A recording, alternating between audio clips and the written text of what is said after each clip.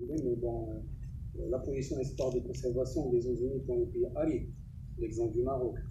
Et c'est vrai que la problématique des zones humides, particulièrement avec ce qu'on entend au niveau du changement climatique, au niveau des ressources en eau, parfois donc laisse penser à une situation gravissime, une situation qui pourrait aller dans des cas, j'espère que non, des cas aussi compliqués pour même, si vous voulez, la restauration de ces zones humides.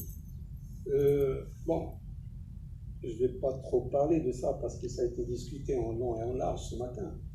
Ben, les zones humides, hein, ça c'est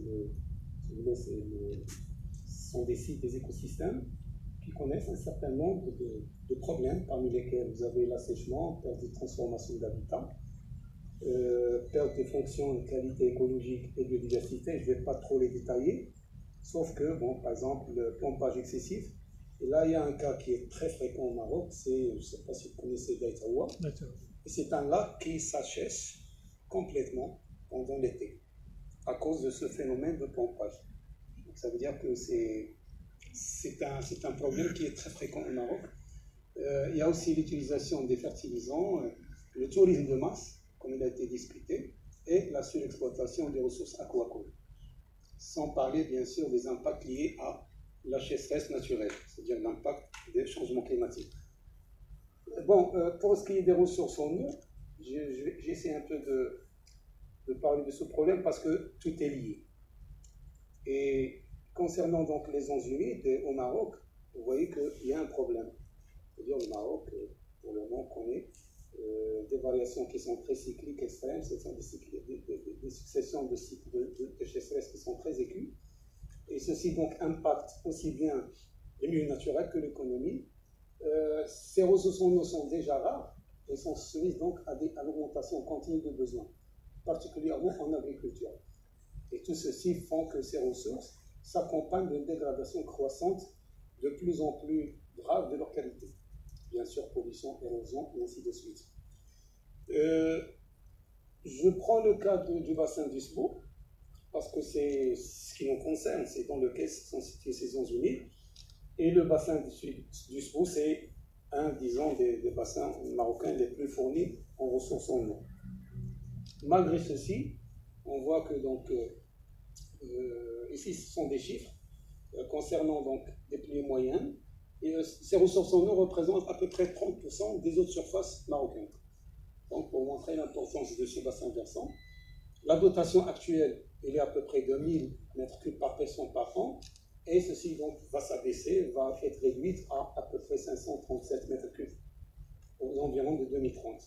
Bien sûr, il y a un certain nombre d'infrastructures hydrauliques, les barrages, les capacités de stockage, les galeries, et tout ceci donc sont parfois certaines causes, disons, qui perturbent le fonctionnement des zones humides. Et il faut dire que dernièrement, on avait, heureusement qu'au niveau de la loi sur l'eau qui vient de sortir, et pour la première fois, on était content de cette loi parce qu'il parle de ce qu'on appelle le débit sanitaire, c'est-à-dire le débit écologique. Et ça a été instauré au niveau de la loi. Et la question qui s'était posée, comment définir, disons, ce débit écologique? Débit écologique, c'est-à-dire, maintenant, on n'a plus le droit d'arrêter l'écoulement des eaux au niveau des barrages. Et ça, c'est une première. Ça, c'est très intéressant parce qu'ils permettent un peu de maintenir une certaine vie en aval des barrages. Et là, donc, on avait participé avec un certain groupe de collègues pour définir, disons, ce débit écologique. Et l'expérience a été menée au niveau du bassin versant, en amont de la ville de Fès. Et on a donc défini que ce débit doit être aux alentours de 3 mètres cubes secondes si on voudrait préserver les écosystèmes en aval. Donc, ça veut dire les barrages, c'est bon, mais ils ont quand même un impact sur les écosystèmes. Le problème donc, de ressources en eau, une sécheresse fréquente, c'est-à-dire au niveau du bassin, on enregistre 20 périodes de sécheresse qui ont été vécues ces 35 dernières années. Donc, ce qui est important, de longue durée de sécheresse pouvant atteindre jusqu'à 5 ans, et une raréfaction des ressources de 1200 milliards de mètres cubes durant les 30 dernières années.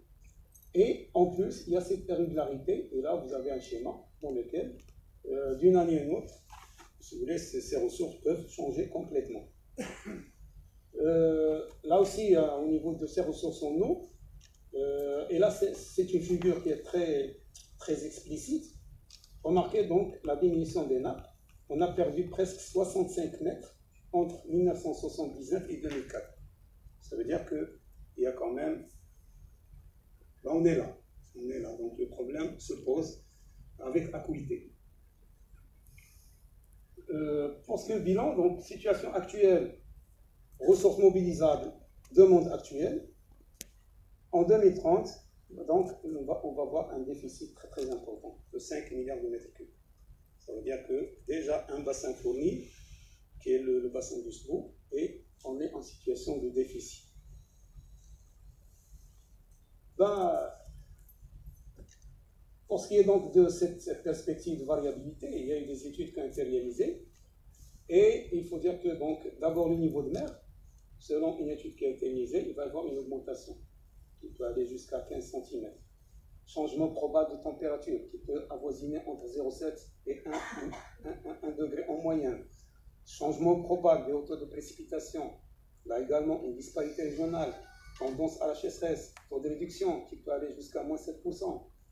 Et en plus des usages de l'eau avec une efficience d'utilisation des autres ressources pour les différents usages, agriculture, besoin en eau des cultures irriguées et autres usages, et même un déplacement de l'aridité vers le nord.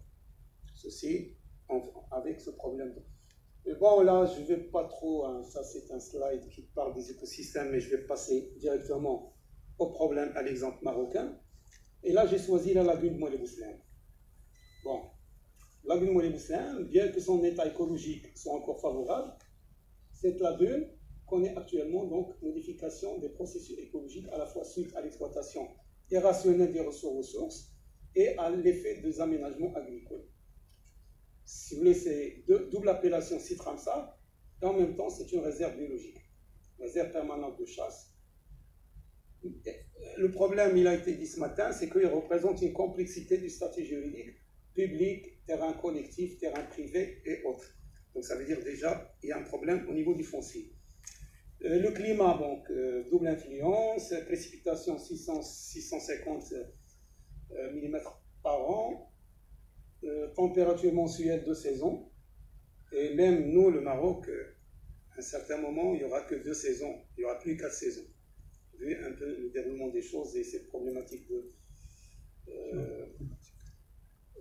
la morphologie, donc, elle est ainsi, il y a la merja, donc, il y a ce qu'on appelle les chenaux, c'est-à-dire à l'intérieur de la merja, il y a Ouad Trader et le canal Nado, ce sont les émissaires donc, qui apportent des eaux douces au niveau de cette merja, sans parler de l'influence marine, au niveau donc, de la zone de passe.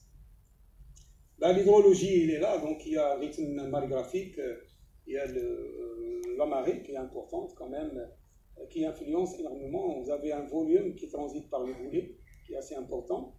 Il y a, c'est-à-dire un apport marin, il y a l'apport d'eau douce, avec 2 cours permanents, Ouad Trader et Canal Nado. Sans parler des eaux, bien sûr, de Roche-Joson, qui est la phréatique. Ça veut dire qu'il y a 3 sources d'apport en eau douce. Vous allez comprendre le problème par la suite. L'habitat naturel. Dans l'habitat naturel, il y a une grande diversité, très grande diversité et des grandes étendues. Des chenaux, des plages, des vasières, des lits aquatiques, des prairies halophiles, prairies humides, des pelouses, lits aquatiques, des cours d'eau. Donc, nous avons une diversité qui est très intéressante lorsqu'on dit diversité habitat.